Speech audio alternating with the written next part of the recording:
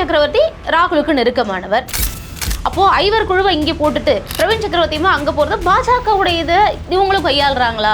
இந்த டாக்கே திமுக கூட்டணிக்கு ஒரு பெரிய டேமேஜை உருவாக்கும் அப்படின்றத அவங்க உணர்ந்தாங்க. உணர்ந்ததன் பேரில் தான் டெல்லிக்கு திரு சபரீசன் அவர்கள் போய் பீகார் எலெக்ஷனுக்கு பிறகு காங்கிரஸ் தலைவர்கிட்ட நேரடியாகவே நீங்கள் கூட்டணியில் இருக்கீங்களா இல்லையா அப்படின்னு கேட்கக்கூடிய ஒரு நிலைமை அப்படின்றது ஏற்பட்டுச்சு. நீங்கள் தாவேக்கா அப்படின்றது ஒரு கூட்டணி, நமக்கு ஒரு மொமெண்டம் வரும், கட்சியை வளர்க்கலாம் அப்படின்ற ஒரு வியூகம் என்பது இருக்கிறது. ஆனால் திமுக கொடுக்கின்றது கன்ஃபார்ம்டு எம்எல்ஏ. பிரவீன் சக்கரவர்த்தி தலைமையுடைய ஒப்புதல் இல்லாமல், தலைமைக்கு தெரியாமல் அவர் வந்துட்டு போனார்னா அவர் மேலே நடவடிக்கை எடுத்துருக்கணும் இல்லையா? ஏன் நடவடிக்கை எடுக்கல? அதிமுகவோட எப்படி பாஜக சேர்ந்து ஓட் ஷேர்லாம் இன்க்ரீஸ் பண்ணுது, கட்சியை வளர்க்குதோ, அதே மாதிரி நாம் தாவேக்கா கூட போனோம்னா ஒரு யங் க்ரௌடோட நமக்கு ஒரு பெரிய ஆதரவு பலம் அப்படின்ற கட்சியை வளர்க்கலாம் அப்படின்ற ஒரு ஐடியாவும் கீழே கொடுத்துட்டு இருக்காங்க. தாவேக்கா கூட்டத்திலையுமே எடப்பாடி பழனிசாமி மாதிரியே கூட்டணி குறித்து இறுதி முடிவெடுக்கக்கூடிய முழு உரிமையும் விஜய் அவர்களுக்கு கொடுத்து தீர்மானம் ஒரு 4 தீர்மானங்கள் நிறைவேற்றியிருக்காங்க. அது இல்லாமல் கூட்டணிக்கு அவங்களும் ஒரு சிறப்பு குழு அப்படிங்கிறது ஃபார்ம் பண்றாங்க.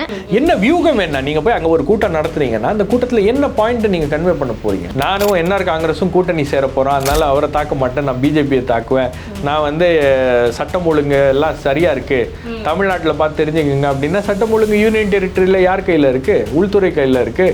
கேள்விகள் வரும் இல்லையா? பாண்டிச்சேரியில் ஒரு கூட்டத்தை நீங்கள் கூட்டுறீங்க அப்படின்னா அங்கே இருக்கக்கூடிய கவர்மெண்ட்டை நீங்கள் திட்டுறீங்க அப்படின்னா திட்டுங்க, அந்த கவர்மெண்ட் பண்ண குறைகள்லாம் சொல்லுங்க. நீங்கள் அங்கே போயிட்டு பாஜகவை அட்டாக் பண்ணுவீங்க, என்ஆர் காங்கிரஸ் அட்டாக் பண்ண மாட்டீங்க, அப்புறம் ஒரு மாதிரி குழப்பமான சிக்னல்ஸ்லாம் நீங்கள் எதுக்கு? நான் என்ன சொல்கிறேன், நீங்கள் அட்டாக் பண்ண கூட்டணி வரமாட்டாங்களா? இந்த நேரத்தில் ராகுல் பிரியங்காவுடைய பாத யாத்திரை, அதற்காக ஒரு குழு செல்வப்படுத்த அமைச்சிருக்கிறார். நீங்கள் இன்னைக்கு கூட தேசிய அளவில் எடுத்திருக்கக்கூடிய எல்லா சர்வேஸ்லையும் தமிழ்நாட்டில் எடுக்கக்கூடிய சர்வேயில் ராகுலுக்கான அக்செப்டன்ஸ் லெவல் 70% இருக்கும்.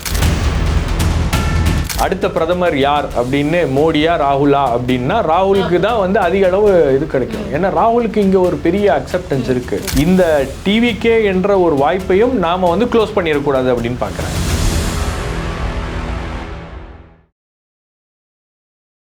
ஒனடியா தமிழ் நேயர்களுக்கு வணக்கம். இன்று நம்முடன் இணைந்திருப்பவர் மூத்த பத்திரிகையாளர் திரு ஷபீர் அகமது அவர்கள். சார்கிட்ட கேட்க நிறைய கேள்விகளும் சந்தேகங்களும் இருக்கு, பேசுவோம்.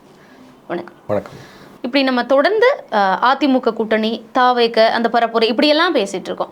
ஆனால் திமுக இங்கே நடக்கக்கூடிய சட்ட ஒழுங்கு பிரச்சனையாக இருக்கட்டும், ஆன்டி இன்கம்பன்சியாக இருக்கும், இன்டாக்டாக இருக்காங்க அப்படின்னு சொல்லிக்கிட்டே இருந்தாலும் காங்கிரஸ் உட்பட எல்லா கட்சிகள்லையுமே அடிமட்டத்தில் அவங்களுக்குள்ளேயும் அதிருப்தி இருக்குது. புது சக்தியாக இருக்க கூட தாவேக்க கூட போனால் என்ன அப்படிங்கிற ஒரு கேள்வியுமே இருக்குது. 5 பேர் கொண்ட குழு முதல்வரை சந்திச்சதுக்கு பிறகாகவும் பிரவீன் சக்கரவர்த்தி போய் விஜயை சந்திக்கிறாருன்னா உள்ள புகைச்சல் இல்லாமலா, ஒரு நகர்வு இல்லாமலா அப்படிங்கிற ஒரு கேள்வியும் இருக்குல்ல. மற்ற கட்சிகளில் என்ன புகைச்சல்லாம் இருக்கோ அந்த புகைச்சல் திமுக கூட்டணியிலும் இருக்கு. திமுக கூட்டணி நீங்கள் தோற்றத்தில் வேணால் பார்த்தீங்கன்னா அவங்க ஸ்ட்ராங்காக இருக்காங்க, ஒன்றா இருக்காங்க. அப்படி உண்மைதான். ஒரு சில விஷயங்கள் அவங்கள ஒன்றிணைக்குது. பாஜக எதிர்ப்பு, ஆர்எஸ்எஸ் எதிர்ப்பு, தமிழ்நாட்டை பாஜகவை நுழைய விடக்கூடாது அப்படின்ற விஷயங்கள்லாம் செக்யுலர் பார்ட்டிஸ் எல்லாருமே ஒன்றா இருக்காங்க. அவங்களுடைய அஜெண்டா இப்போ இருக்கக்கூடிய இந்த அரசியல் டிஃப்ரென்சஸ், சின்ன சின்ன டிஃப்ரென்சஸ்லாம் இருக்குது. மேடைகள்லேயே பேசுகிறாங்க. நாம் திமுகவை 1000 விமர்சனம் செய்யலாம், ஆனால் திருப்பரங்குன்ற விஷயத்தில் திமுக அரசை விட்டு கொடுக்க மாட்டோம் அப்படின்னு தான் கூட்டணி கட்சிகள் பேசுகிறாங்க. திமுக எடுத்த நிலைப்பாடு சரி அப்படின்னு பேசுகிறாங்க. சில விஷயங்களில் திமுக அவங்க ஆதரிக்கிறாங்க. ஆனால் திமுகவிலையும் பிரச்சனைகள் இருக்கிறது. திமுகவில் இருக்கக்கூடிய கட்சிகளுக்கும் தெரியும் கீழே அதிருப்தி என்பது அதிக அளவில் மக்கள் மத்தியில் இருக்குது. ஆனால் நீங்கள் அந்த ஓட்டு அப்படின்னு வரும்போது வாக்கு சதவீதம் இதெல்லாம் வாக்கு போடணும் அப்படின்னு வரும்போது அதை மேனேஜ் பண்ணுறதுக்கான எல்லா வேலைகள்லையும் திமுக ஒரு பக்கம் செஞ்சுக்கிட்டே இருக்குது. அப்படின்றனால இப்போதைக்கு நமக்கு பெரிய அளவுக்கு ஒரு த்ரெட் எதுவும் இல்லை. நீங்கள் இன்றைக்கி பயம் என்ன உங்களுக்கு? தாவேக்கா ஏடிஎம்கே ஒன்றா வந்துட்டாங்கன்னா ஒரு பயம், ஒரு 96 மாதிரி ஒரு மொமெண்டம் வந்துடும், அந்த பயம். ஆனால் இன்னைக்கு அந்த மாதிரி ஒரு சூழல் இல்லை அப்படின்னும் போது இப்போதைக்கு அவங்க கொஞ்சம் கான்ஃபிடென்ட்டாக இருக்கிற மாதிரி இருக்குது. ஆனால் உள்ளுக்குள்ளே யாருக்கு எந்த கட்சிக்கு எவ்வளோ சீட்டு கொடுப்பாங்க, எந்த கட்சி சீட்டு கொடுக்க மாட்டாங்க, எந்த கட்சிக்கு கடந்த முறை கொடுத்ததை விட குறைவாக கொடுப்பாங்களா கூடுதலாக கொடுப்பாங்களா அப்படின்ற அந்த பல்வேறு கேள்விகள் அப்படின்றது உள்ளுக்குள்ளே அது இருந்துகிட்டே இருக்கும். பட் அதை எல்லாத்தையும் ஏதோ ஒரு இடத்துல திரு மு க ஸ்டாலின் அவர்கள் அதை அட்ரஸ் பண்ணிகிட்டே இருக்கார் அப்படின்னு பார்க்குறேன். நீங்கள் இந்த பேச்சு வந்துச்சு இல்லையா, தாவேக்கா காங்கிரஸ் கூட்டணி அமையும், இதுக்கான வாய்ப்புகள் இருக்கு, கரூர் சம்பவத்துக்கு பிறகு ராகுல் காந்தி விஜயோட பேசினதே வந்து ஒரு பெரிய மெசேஜ் அப்படின்னு உடனே அது அந்த பேச்சுவார்த்தை அப்படியே ஸ்டார்ட் ஆயிருச்சு. இப்போ இந்த பேச்சுவார்த்தையே இந்த மக்கள் மத்தியில் இருக்கக்கூடிய இந்த பரவலான யூடியூப் மற்ற விஷயங்கள்ல இருக்கக்கூடிய இந்த டாக்கே வந்து திமுக கூட்டணிக்கு ஒரு பெரிய டேமேஜை உருவாக்கும் அப்படின்றத அவங்க உணர்ந்தாங்க. உணர்ந்ததின் பேரில் தான் வந்து டெல்லிக்கு திரு சபரீசன் அவர்கள் போய் பீகார் எலெக்ஷனுக்கு பிறகு காங்கிரஸ் தலைவர்கிட்ட நேரடியாகவே நீங்கள் கூட்டணியில் இருக்கீங்களா இல்லையா அப்படின்னு கேட்கக்கூடிய ஒரு நிலைமை அப்படின்றது ஏற்பட்டுச்சு. அதுக்கப்புறம் தான் அந்த ஐவர் குழுவை போட்டாங்க. அந்த ஐவர் குழுவை போட்டதுக்கப்புறம் காங்கிரஸ்குள்ளே இருக்கக்கூடிய ஒரு செக்ஷன் அந்த ஐவர் குழுவை வரவேற்கிறது. காங்கிரஸ்குள்ளே இருக்கிற இன்னொரு செக்ஷன் வந்து அந்த ஐவர் குழு வெறும் பேச்சுவார்த்தை, சீட் ஷேரிங் பேச்சுவார்த்தைக்கு மட்டும்தான் பேச்சுவார்த்தை வெற்றி பெற்று மெட்டீரியலைஸ் ஆகி நாம கேட்குற விஷயங்கள்லாம் நமக்கு கிடைச்சி நாம கேட்குற தொகுதிகள்லாம் நமக்கு கிடைச்சாதான் அந்த பேச்சுவார்த்தை வெற்றி. பேச்சுவார்த்தையில் என்ன வேணா நடக்கலாம் லாஸ்ட் மினிட்ல. அப்போ அவங்களுக்கு வந்து இன்னொரு செக்ஷனும் வந்து நாம தாவேகா பக்கமும் பேசிட்டு இருக்கோம். இப்போ தாவேகா தரப்புல இருந்து நீங்க கேட்டீங்கன்னா சொல்றாங்கல்ல, ஆமா நாங்க இப்போ காங்கிரஸ் எங்ககிட்டயும் பேசிட்டு இருக்காங்கன்றாங்க. காங்கிரஸ் வந்து எங்ககிட்டயும் பேச்சுவார்த்தை நடத்திட்டு இருக்காங்க. இப்போ பிரவீன் சக்கரவர்த்தி அபிஷியல் கெப்பாசிட்டியில் தான் வந்தாரு. பிரவீன் சக்கரவர்த்தி தலைமையுடைய ஒப்புதல் இல்லாம தலைமைக்கு தெரியாம அவர் வந்துட்டு போனார்னா அவர் மேல நடவடிக்கை எடுத்திருக்கணும் இல்லையா? ஏன் நடவடிக்கை எடுக்கல அப்படின்னா இந்த क्वेश्चन தான் வருதுன்னா, இப்போ அண்ணாமலையை நீக்கணும் அப்படிங்கிற எடப்பாடி பழனிசாமியுடைய ஏதோ ஒரு வேண்டுதலுக்கு இணங்க நைனா நாகேந்திரன் நியமிச்சிட்டாங்க. ஆனா இப்போ அண்ணாமலை வச்சு தானே கேம் பிளான் பண்றாங்க. அப்போ இந்த பக்கம் இப்படி நியமிச்சுட்டு இந்த பக்கம் ஓபிஎஸ் டிடிவி தினகரன் நீப்புக்கு அண்ணாமலையை பயன்படுத்துற மாதிரி பிரவீன் சக்கரவர்த்தி ராகுலுக்கு நெருக்கமானவர். அப்போ ஐவர் குழுவை இங்கே போட்டுட்டு பிரவீன் சக்கரவர்த்தியுமா அங்க போறது பாஜகவுடைய இதை இவங்களும் கையாளுறாங்களா காங்கிரஸ்ங்கிற ஒரு கேள்வி வருது. அண்ணாமலை வந்து இதை பயன்படுத்தி பண்றாங்க அப்படின்றதில்ல. அண்ணாமலை வந்து இவங்களோடலாம் கொஞ்சம் க்ளோஸாக இருக்கோம், நான் டச்சில் இருக்கேன் அப்படின்றதால இவங்க மூலமாக அண்ணாமலை இருந்தால் நல்லாயிருக்கும். ஏன்னா அண்ணாமலை இருந்தால் அது இபிஎஸ்க்கு ஒரு செக்கு. அதனால அண்ணாமலையை வந்து ஓபிஎஸும் டிடிவி தினகரன் மற்றவர்களும் பயன்படுத்தி கொள்கிறார்கள். அதுதான் டெல்லி மேலிடம் வந்து அண்ணாமலையா அதிமுகவானா அதிமுக முடிவு பண்ணாங்க. அண்ணாமலைக்கு இப்போ அண்ணாமலையை வந்து மறுபடியும் கொஞ்சம் இந்த விஷயங்கள் ஒரு விஷயத்த பண்றதுக்காக அதுவும் வந்து ஓபிஎஸ் மற்றவர்களுடைய ஒரு பரிந்துரையின் பேர்ல தான் மறுபடியும் அவரை உள்ள கொண்டு வராங்க. பட் ஆனா அண்ணாமலையினால வந்து பெரிய அளவுல மாற்றங்களை பண்ண முடியுமா அப்படின்னா அவரு மாநில பொறுப்புல இருக்கும்போது பண்ண மாதிரி இப்பெல்லாம் ஒண்ணும் பண்ண முடியாது. இல்ல நான் என்ன சொல்றேன், அந்த மாதிரி டெல்லி அங்க பண்ற மாதிரி இங்க ராகுல் நான் என்ன கேக்குறேன், பிரவீன் சக்கரவர்த்தி போய் பார்த்துட்டு வந்தாரு அப்படின்றது வந்து ஒரு பெரிய டெவலப்மெண்ட். அது சும்மா சாதாரணமா நம்ம வந்து அது ஏதோ பார்த்தாரு, ரெண்டு பேரும் சந்திச்சாங்க, அவங்க ரெண்டு பேரும் ஃப்ரெண்ட்ஸ். விஜயும் வந்து அந்த மாதிரி யாரையும் சந்திச்சதில்லை. ஒரு மாற்று கட்சியிலேருந்து காங்கிரஸ் கட்சியிலேருந்து வந்து பார்க்குறாங்க அப்படின்னும் போது அப்படிலாம் சாதாரணமாலாம் சந்திக்க மாட்டாரு. விஜயை பார்க்கறதுக்கு எவ்வளோ பேர் அப்பாயின்மெண்ட் கேட்குறாங்க. ஏதோ ஒரு காரணம் இருக்குன்றதுனால தான் அந்த அப்பாயின்மெண்ட்டும் அவரும் கொடுத்துருக்காரு, பார்த்துருக்காரு. ஸோ ஏதோ ஒரு வகையில் காங்கிரஸ் கட்சி வந்து இந்த டிவிகே என்ற ஒரு வாய்ப்பையும் நாம் வந்து க்ளோஸ் பண்ணிடக்கூடாது அப்படின்னு பார்க்குறாங்க. அது பேர வலிமை கூட்டவா இல்லைன்னா உண்மையாவே ரெண்டு விஷயங்களும் இருக்காதுல்ல. நீங்க பேர வலிமை கூட்டுவதற்கும் இருக்கிறது. ஆனா திமுக விட்டு போகக்கூடாது அப்படின்றதுல ஸ்ட்ராங்கா இருக்கக்கூடிய சில காங்கிரஸ் தலைவர்கள்லாம் வந்து அதுல ரொம்ப ஸ்ட்ராங்கா இருக்காங்க. நீங்க தாவேகா அப்படின்றது வந்து ஒரு கூட்டணி, நமக்கு ஒரு மொமெண்டம் வரும், கட்சியை வளர்க்கலாம் அப்படின்ற ஒரு வியூகம் என்பது இருக்கிறது.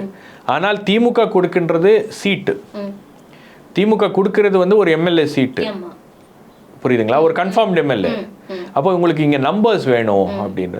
பட் அது ஒரு லாங் டேர்மில் அவங்க வந்து 29 அப்படின்ற மாதிரி பிளான் பண்ணுறாங்கன்னு வச்சுக்கோங்க. ஆமாம், 29 அப்படின்னு பிளான் பண்ணாங்கன்னா உங்களுக்கு 29ல் ஏதாச்சும் திங்ஸ் மாறும்னா மாறலாம். பட் இங்கே இருக்கக்கூடிய காங்கிரஸ் தலைவர்களுக்கு வந்து அவங்க நினைக்கிறது என்னன்னா, நாம் வந்து தாவேகா பக்கம் போனோம்னா நமக்கான வெற்றி வாய்ப்பு என்ன இருக்குது, நமக்கு சீட்டு கிடைக்குமா கிடைக்காதா.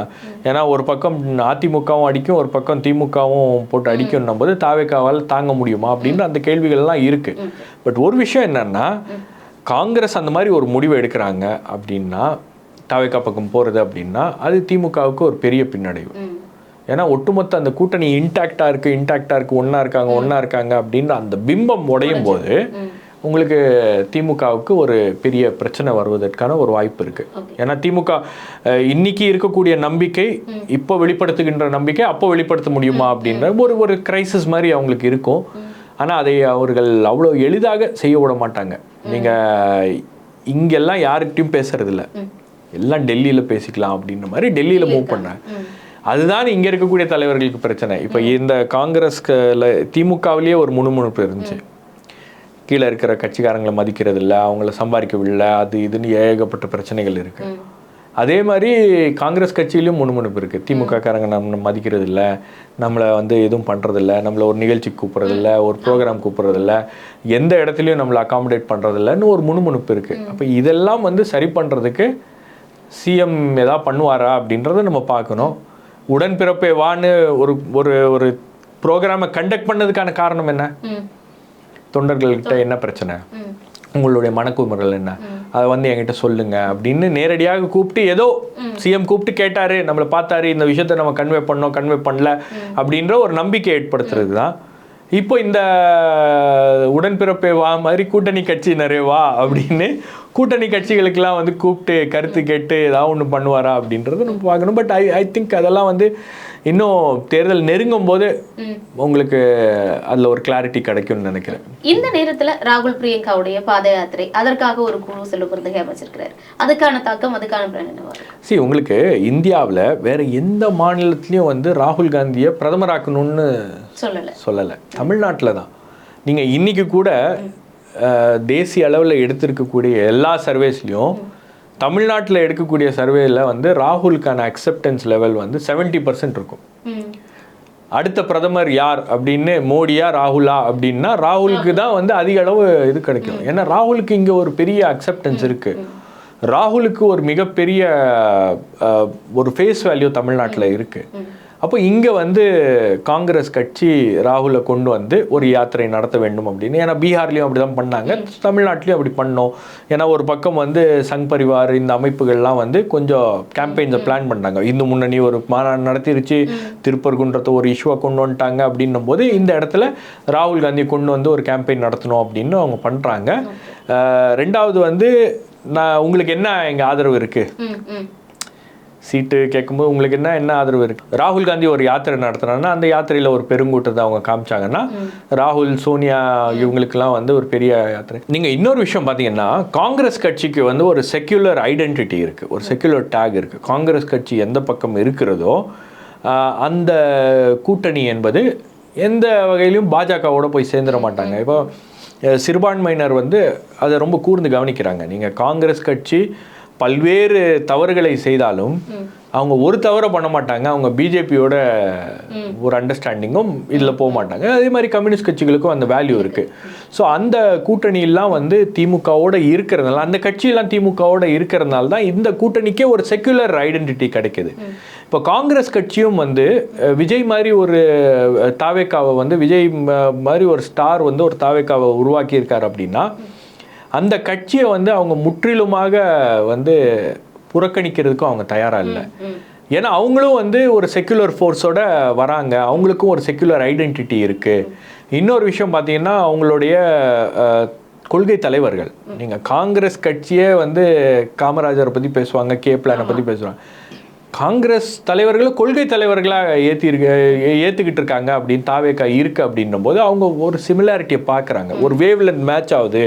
கொள்கை ரீதியாக நாம் வந்து இவங்களோட அலைன் ஆகிறதுக்கான வாய்ப்புகள் இருக்குது. இவங்களோட நம்ம போனோம்னா கட்சியை வளர்க்கலாம்.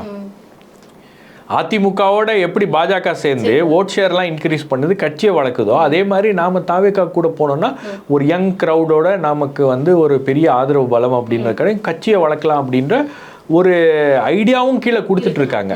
அது இந்த எலெக்ஷன்ல அந்த முடிவுகளை ராகுலும் மற்றவர்களும் எடுக்க போறாங்களா, அல்லது 2029க்காக அதை வந்து அவங்க பண்ண போறாங்களா அப்படின்னு பார்க்கணும்.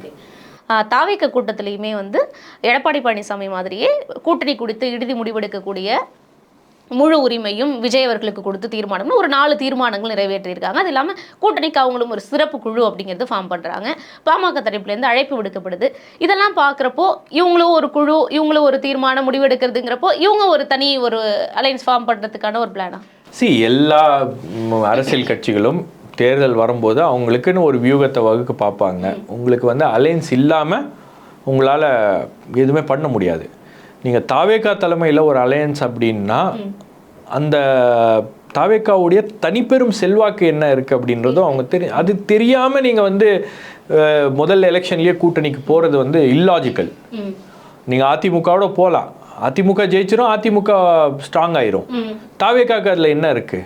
அப்போ தாவேக்காவுடைய ஸ்ட்ரென்த் என்ன, தாவேக்காவுடைய வீக்னஸ் என்ன? இன்னைக்கு தாவேக்காவுடைய மிகப்பெரிய வீக்னஸே அவங்களால வந்து ஒரு சரியான கட்டமைப்பு அவங்ககிட்ட இல்லை. நீங்கள் தேர்தல் சமயத்தில் திமுக அதிமுக பண்ணுற வேலை இருக்கு இல்லையா, போலிங் நாள் அன்னைக்கு பண்ணுற வேலை, அதுக்கு முன்னாடி ஒரு 15 நாள் அந்த எலெக்ஷன் டேட்டு நெருங்கும் போது அவங்க செய்கிற வேலை தாவேக்காவால் தாக்கு பிடிக்க முடியுமா அப்படின்றது ஒரு மிகப்பெரிய கேள்வி. அங்கே தான் வந்து உங்களுக்கு செங்கோட்டையன் போன்றவர்கள்லாம் உள்ளே கூப்பிட்டு அதை சரி பண்ண முடியுமா அப்படின்ற ஒரு வேலை அப்படின்றது நடக்குது. அது இன்னும் அந்த கட்சி வந்து இன்னும் வந்து ஒரு பட்டிங் ஸ்டேஜில் தான் இருக்குது. நீங்கள் விஜயுடைய ஸ்பீச்சை பார்த்தீங்கன்னா ஒரு அரசியல் தலைவர் பேசுகின்ற ஸ்பீச்சாலாம் அது இல்லை. இப்போ நீங்கள் பாண்டிச்சேரி போகிறீங்க, பாண்டிச்சேரி ஸ்பீச் வந்து நீங்கள் ஒரு கண்டென்ட்டும் இல்லை அந்த ஸ்பீச்சில்.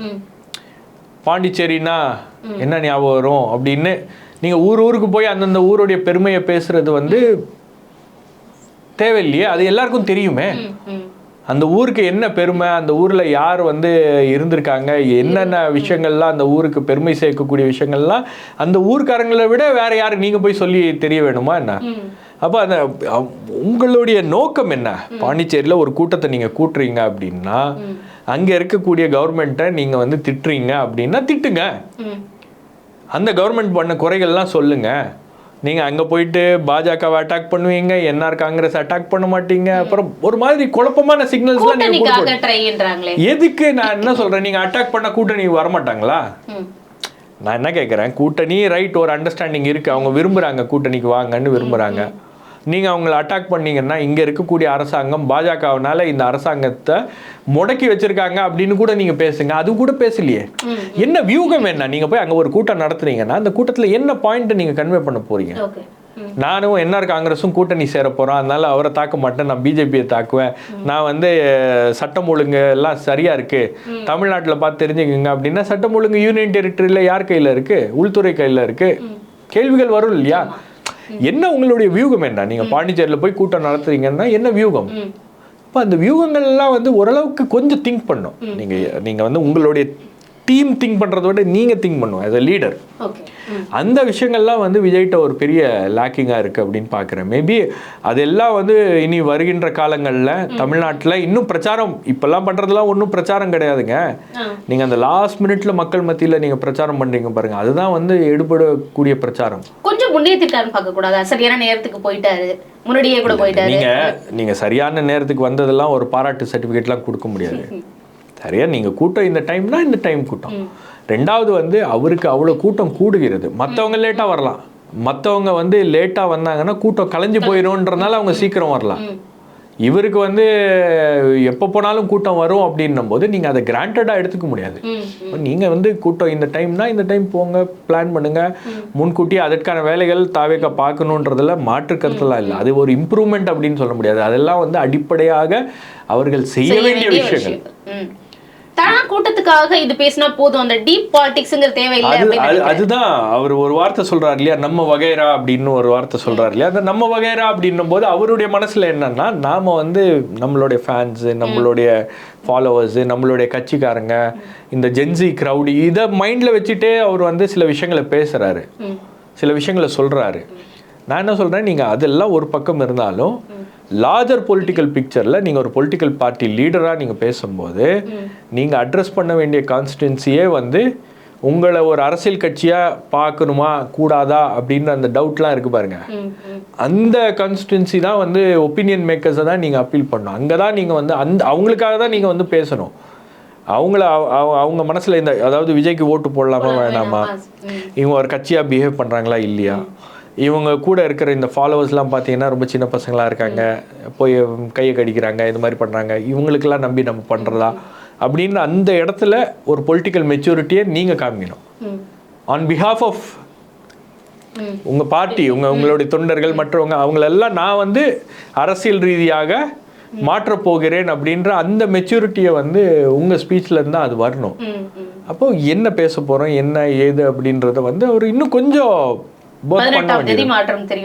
இல்ல ஒர்க் பண்ண வேண்டிய கட்டாயம் இருக்கு. நீங்க ஒர்க் பண்ணாமலாம் நீங்க வந்து அதுல முழு மனதா ஒரு சினிமா படம் நடிக்கும் போது நீங்க எப்படி டெடிகேட்டடா இருக்கீங்களோ அதை விட 100 மடங்கு டெடிகேட்டடா இருக்க வேண்டிய ஒரு ஒரு கட்டாயம் அரசியலுக்கு இருக்கு. நீங்க அரசியல் வந்து ஒரு கூட்டத்துக்கும் இன்னொரு கூட்டத்துக்கும் வந்து வித்தியாசம் தெரிஞ்சாலே கண்டுபிடிச்சிருவாங்க மக்கள்.